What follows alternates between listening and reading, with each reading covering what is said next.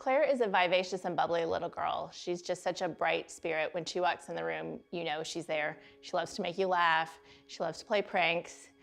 She's definitely a force to be reckoned with. Claire is very happy all the time.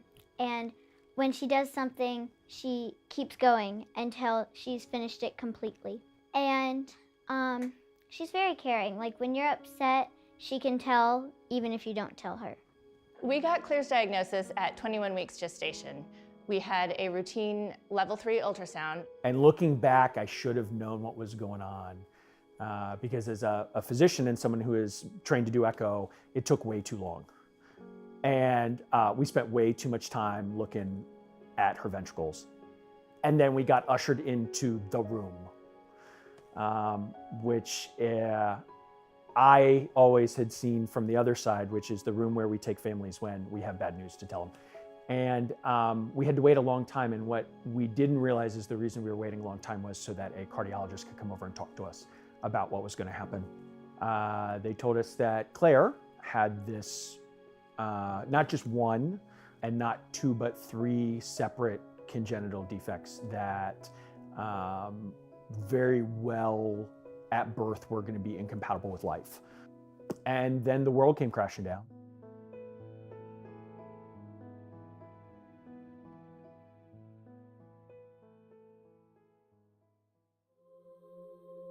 There were 17 people in the birthing suite with my wife and I. Claire pops out, and I had already prepped Joe for what you care about is that she screams, and beyond that, we can get through everything else. And Claire popped out right out and screamed like a banshee. And at that point, she was maybe on oxygen and had an IV, but she was still doing really well.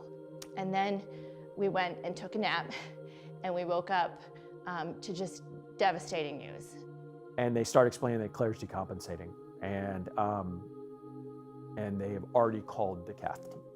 Josie had to make the decision to have her baptized right there. And so we call a chaplain, and the chaplain comes and baptizes her, and we spend a couple minutes at the bedside with Claire, and then the cath team comes, and we are almost literally not done getting her baptized. It is all we can do to like finish the ceremony, and the cath team just takes her because she's got it. She has to go.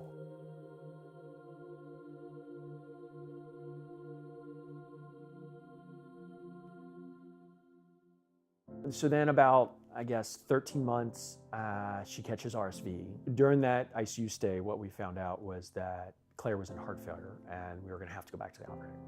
So we all went up for her cath. She was very, very nervous. And she clung to me the entire time. And this was probably the hardest thing I've ever done. And I had to lay her on the table.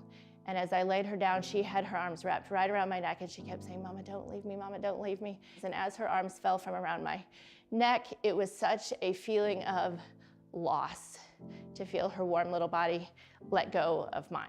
So when the doctor came out, and he said, "I want you to know that Claire is stable right now, but there was a complication, and she arrested for 5 minutes." Her little heart stopped.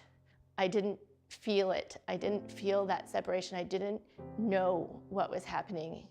And I felt like I should have known that we could have lost her right there.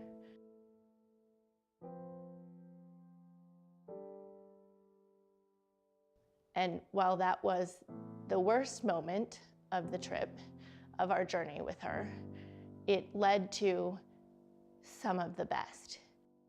Claire is in a good place right now.